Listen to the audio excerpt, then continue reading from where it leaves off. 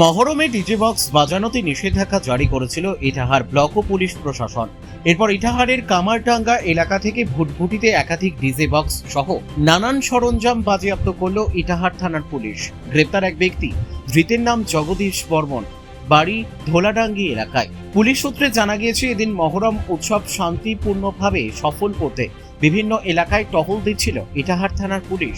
সেই সময় কামারডাঙ্গা এলাকার একটি ভুটভুটিতে একাধিক ডিজে বক্স সহ সাউন্ড সিস্টেমের সাহায্যে উচ্চস্বরে বাজনা বাজাতে থাকতে দেখে পুলিশ। প্রথমত মানা করা হলেও না শোনায় পুলিশ ডিজে বক্স সহ সমস্ত সরঞ্জাম বাজেয়াপ্ত করে থানায় নিয়ে আসে।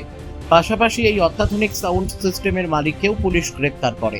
পুলিশের সন্দেহ, প্রশাসনের নির্দেশিকাকে বুড়ো আঙ্গুল দেখিয়ে ডিজে বক্স সহ সাউন্ড সিস্টেম মহরম উৎসবের জন্য ভাড়া করা হয়েছিল। তবে কারা ভাড়া করেছিল সেই বিষয়ে জানতে পুলিশ তদন্ত শুরু করেছে। পুলিশ জানায়, ধৃতকে শুক্রবার আদালতে পেশ করা হবে। ইটাহার থেকে দিবাকর মজুমদারের রিপোর্ট, পুলিশ নিউজ।